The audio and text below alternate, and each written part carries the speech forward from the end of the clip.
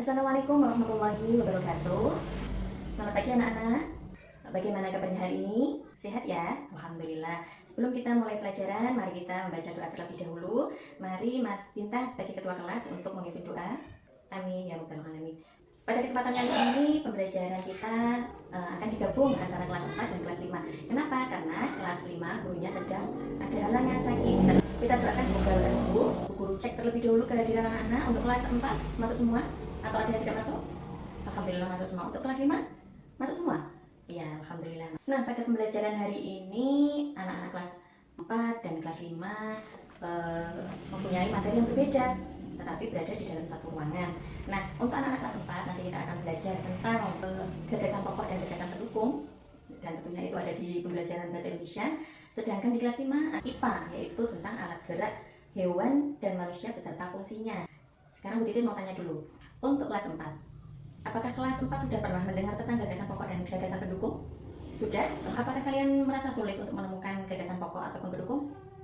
Nanti kita akan bahas ya, agar anak-anak lebih paham lagi tentang gagasan pokok dan gagasan pendukung. Untuk kelas 5 bagaimana? Apakah sudah tahu alat gerak hewan dan manusia? Sudah? Apa saja alat gerak hewan dan manusia? Ya, ada kaki. Kemudian selain kaki apakah ada lagi? Sayap, ya sayap selain sayap ada apa lagi? Belum tahu. Ya, nanti kita akan bahas agar anak-anak bisa menjadi lebih paham. Baik, dalam pembelajaran hari ini anak-anak kelas 4 belajar bahasa Indonesia tentang gagasan pokok dan gagasan pendukung.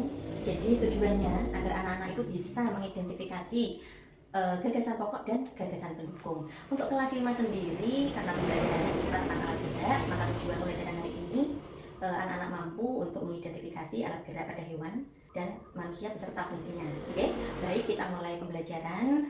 Yang pertama, kita akan menjelaskan dulu kepada anak kelas 4. Jadi anak-anak, dalam teks itu mempunyai beberapa paragraf, sedangkan dalam paragraf mempunyai beberapa kalimat. Dalam paragraf itu terdapat gagasan pokok dan beberapa gagasan pendukung. Apa yang dimaksud dengan gagasan pokok? Gagasan pokok itu adalah gagasan utama, sedangkan gagasan pendukung itu adalah ide-ide yang menjelaskan dari gagasan pokok itu tadi. Nah, apa perbedaan dari gagasan pokok dan gagasan pendukung? Perbedaannya yaitu, yang pertama, gagasan pokok itu berupa kalimat umum, sedangkan gagasan pendukung adalah kalimat khusus. Perbedaan yang kedua, gagasan pokok itu dalam satu paragraf dia mempunyai satu gagasan pokok, sedangkan dalam gagasan pendukung yang kedua, gagasan pokok itu biasanya hanya mempunyai satu, sedangkan dalam gagasan pendukung jumlahnya ada beberapa dalam suatu paragraf. Dalam gagasan pokok biasanya dia bisa berdiri sendiri, tetapi kalau gagasan pendukung itu dia tidak bisa berdiri sendiri. Kalau dia berdiri sendiri maka kalimatnya akan menjadi rancu. Itu beberapa perbedaan antara gagasan pokok dan gagasan pendukung. Apakah bisa dimengerti? Ya, misalnya Tari Saman adalah tari yang sangat indah. Tari Saman berasal dari Provinsi Aceh. Busana tari Saman sendiri mempunyai 3 bagian. Pada bagian kepala dipakai bulang teleng dan sunting kapias. Bulang teleng sendiri kain yang berdasar hitam yang mempunyai bentuk persegi panjang. Nah, dari teks yang Bu Titin baca tadi, apakah anak-anak bisa menemukan mana gagasan pokoknya dan mana gagasan pendukungnya? Iya, betul. Untuk gagasan pokoknya yaitu Tari Saman sangatlah indah. Nah, setelah kalimat itu ada gagasan pendukungnya, bahwa tari Aceh mempunyai terdiri dari 3 bagian, yaitu bagian kepala. Nah, dalam gagasan pokok sendiri itu tidak hanya berada di depan, tapi bisa berada di akhir ataupun malah bisa campuran. Ya, jadi dalam satu paragraf tadi kan dijelaskan satu. Nah, dalam campuran itu bisa di depan dan akhir dalam suatu paragraf. Tadi anak-anak sudah menjelaskan tentang gagasan pokok dan gagasan pendukung. Setelah ini anak-anak akan dibagikan LKPD tentang teks. Nanti silakan anak-anak mencari gagasan pokoknya dan gagasan pendukungnya. Ini Bu Titin akan bagikan LKPD. Nah, sekarang untuk anak-anak kelas 5, bagaimana anak-anak kelas 5 masih semangat belajar ya? Alhamdulillah. Kita hari ini akan belajar apa tadi? Alat gerak hewan dan manusia beserta fungsinya ya. Ya, tadi anak-anak sudah tahu tentang beberapa alat gerak. Dan ternyata alat gerak pada hewan dan manusia itu tidak hanya kaki ataupun sayap, tetapi ada yang menggunakan sirip. Siapa yang menggunakan sirip? Ikan, ya benar sekali. Selain itu, ada alat gerak yang lain. Apa? Ada yang tahu? Ada yang tahu? Tidak? Nah, alat gerak yang lain itu berupa otot perut. Ya, siapa yang menggunakan otot perut untuk bergerak? Ada yang tahu? Belum? Nah, yang menggunakan otot perut untuk bergerak itu adalah ular. Nah, ular kan berpindah tempat atau bergerak menggunakan otot perutnya. Untuk hewan, kenapa kita membahas alat gerak hewan dan manusia? Karena ada beberapa hewan yang alat geraknya hampir sama dengan manusia. seperti hewan mempunyai kaki untuk bergerak, mempunyai tangan seperti manusia untuk bergerak, atau untuk berjalan, untuk melompat, untuk berpindah tempat. Apa yang dimaksud dengan gerak? Ada yang tahu? Iya benar. Gerak itu bisa diartikan berpindah tempat atau perubahan posisi, baik sebagian ataupun seluruhnya. Nah, makhluk hidup sendiri itu akan bergerak apabila mendapatkan rangsangan, baik sebagian dari tubuhnya ataupun seluruhnya. Alat gerak pada hewan ataupun manusia itu dibagi menjadi dua, yaitu alat gerak aktif dan alat gerak pasif. Apa alat gerak aktif pada hewan ataupun manusia?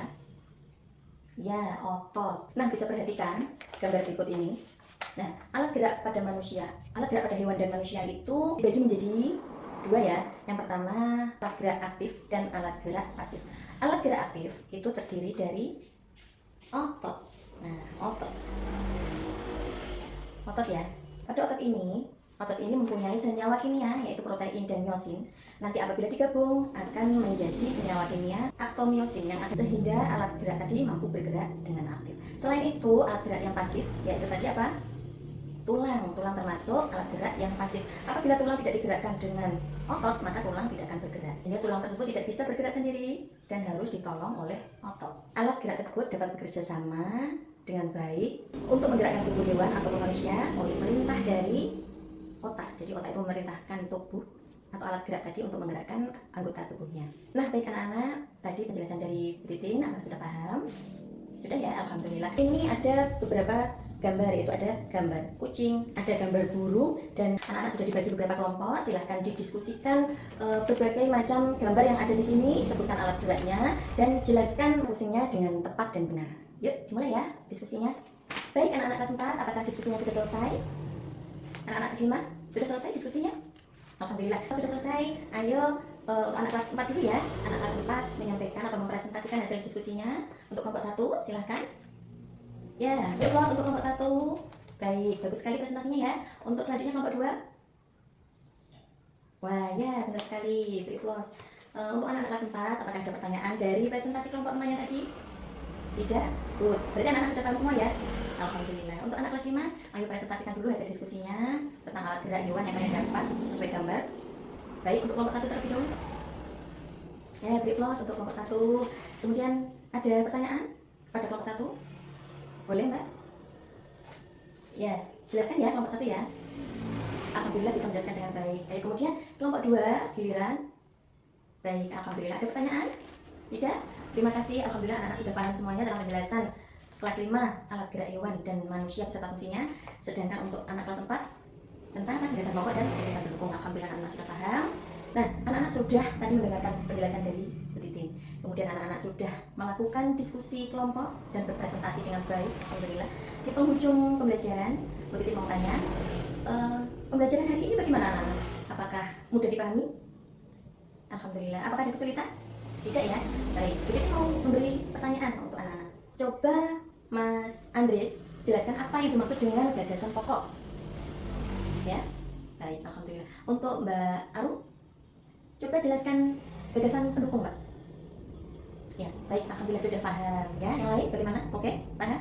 Alhamdulillah. Bagaimana untuk kelas 5? Pertanyaan untuk kelas 5. Coba sebutkan alat gerak pada ular. Ya, sebutkan. Tadi alat gerak dibagi menjadi dua. Ada apa saja? Baik, ya. Aktif dan pasifnya. Aktif apa? Alat gerak aktif. Untuk alat gerak pasif? Ya, benar sekali. Alhamdulillah pembelajaran hari ini berjalan dengan lancar. Anak-anak sudah paham apa yang disampaikan oleh Bu Titin. Semoga pembelajaran ini bermanfaat.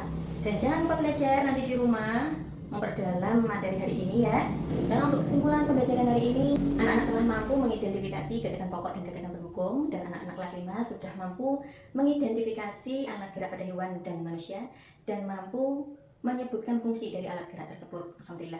Mari pembelajaran ini kita tutup. Sebelum kita tutup, apabila ada salah kata mohon dimaafkan. Mari doa subhanallah wa bihamdika wa atubu ilaih. Baik. Wassalamualaikum warahmatullahi wabarakatuh.